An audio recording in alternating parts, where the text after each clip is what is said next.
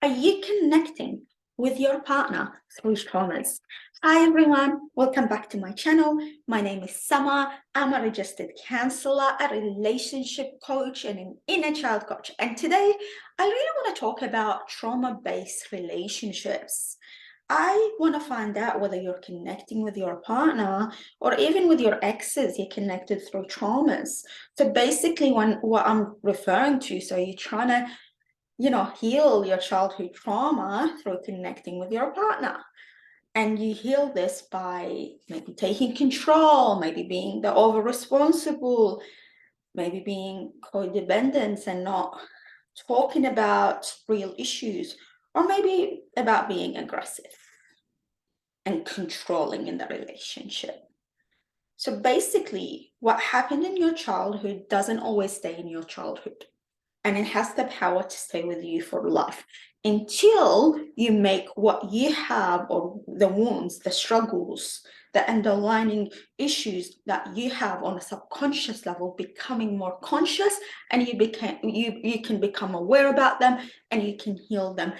Otherwise, they're gonna be there. They're not going anywhere. Your wounded inner child is not going anywhere. And the more you neglect or don't reflect on the issues that you're having in your current relationships, then the more you're going to be in denial. And being in denial, it's not just about ruining your relationship, but it can really hurt you physically, even because if you don't release the traumas, your traumas basically get stuck in your body. And part of healing is about releasing traumas, of course. But let's talk more honestly today, and feel free to leave comments, feel free to share this video, feel free to follow me on Instagram or Facebook.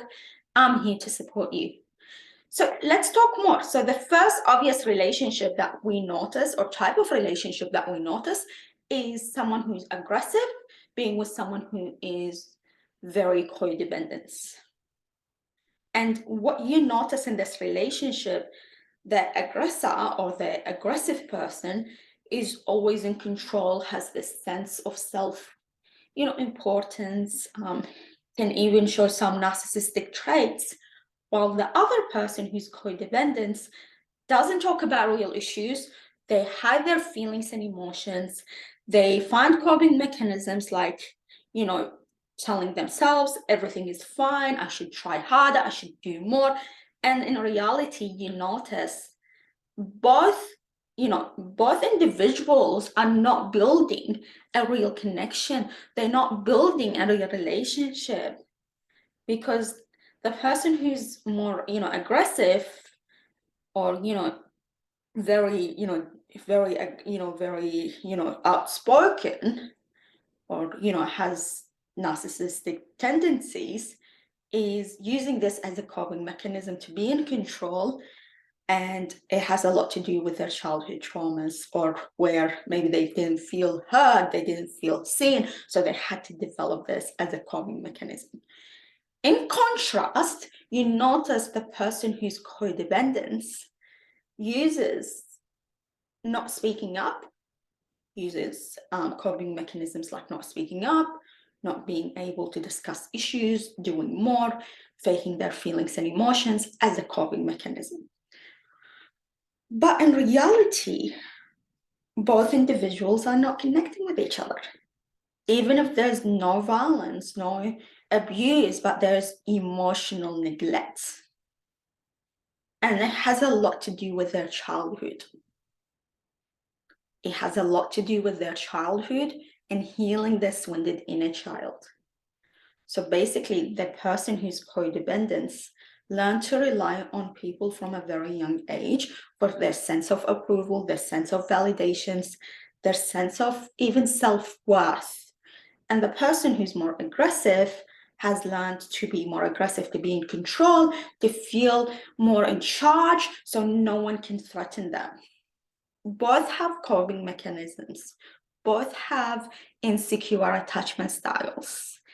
And when we talk about healthy relationships, we're talking about two healthy individuals coming together and working on this relationship to grow this relationship, not the other way around. And part of healing is actually noticing things about you and your partner. It's about asking yourself, am I the one who's more aggressive in the relationship? Am I giving my partner enough space to talk and reflect? If you're the one who's codependent, it's about being real with your partner. It's about communication. And when we talk about communication, it's more about listening rather than speaking. And with that being said, it's about also healing the wounded inner child, connecting with this wounded inner child, healing this wounded inner child from within, and being able to acknowledge that your inner child has coping mechanisms that aren't really healthy. And it's about healing these coping mechanisms by connecting with this inner child, validating this inner child, and understanding that you're working with your partner as a team. It's not about who's going to win this argument. There's no win in a relationship. It's more about being able to just be more awareness, mindfulness, being more able to not stay with the subconscious issues, healing past traumas, revisiting childhood memories that made you feel that way. And the second type of relationship that I want to talk about today is the do and tag along or get along relationship. And many couples have this relationship. Many couples out there have this relationship, but they aren't aware about it even. You notice, many women out there, they come to me and say, I'm the one doing everything in this relationship, and he doesn't make any efforts. He doesn't suggest, doing things. And I usually see this as being in a trauma-based relationship, which we call the doer and tag along or get along relationship. So the doer is about, so the doer has also a subconscious trauma, and they're trying to heal this trauma through this relationship. You notice the doer does everything in the relationship. They trying to fix the other person. They want to save the other person. They want to grow this relationship, but in reality, they aren't focusing on themselves. And this is a trauma-based relationship because you aren't focusing on yourself.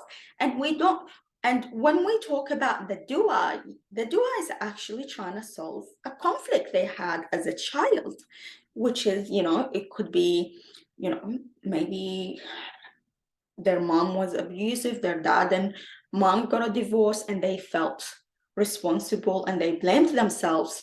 So when they started growing up, they took that role of the doer, and on a subconscious level, they're trying to fix the divorce that maybe their parent had through their current relationship without being aware. No one is aware they're doing this, so keep this in mind. It's all happening on the subconscious level. And then the tag along maybe has been through neglect and abuse in childhood, and they lost their sense of self. And they think, if I don't do anything or say anything, my parent wouldn't hurt me. And growing up and being in a relationship currently, the tag along doesn't suggest anything because they think they will get in trouble on a subconscious level, or it's not going to work. There's no point. I tried this before, so it's better for me to stay quiet. And it's a coping mechanism as well. And what you notice that the doer is always trying hard, and it's not working, and it's not enough. And they relate, even the doer relates their self-worth on how much they can do in a relationship and how much they can change in a relationship. And all of this is happening on a subconscious level. And you notice both individuals in this type of relationship struggle. The tag along is just, they gave up. And they use this as a coping mechanism. There's no point of trying more or doing more. So I'm just going to listen and let my partner take control so they don't get mad at me or I just gave up. I'm just gonna focus on other things, like, you see them at being addicted to gaming, addicted to work, addicted to alcohol, because they becoming avoidance. Then the doer tries more, and it has a lot to do with their attachment style and traumas, because they think if they save their partner, they're saving a past trauma from childhood, like parents getting divorced, not feeling included, not feeling wanted as a child. And both individuals can benefit from working on the inner child work and working on the relationship itself. And the first step is becoming more aware, connecting to this inner child, developing skills and tools to let go of anything that aren't healthy, like the coping mechanisms like you developed. And it's about maybe sitting together and writing your own coping mechanisms and letting your partner write their own coping mechanisms, and then coming together and working on an action plan. Maybe the doer needs to take a step back while the tag-along needs validations or, reassurance that, they're doing good. You appreciate them rather than complain all the time. And it has a lot to do with where you're at in your relationship as well, and how long you have been together, and how much you're willing to heal.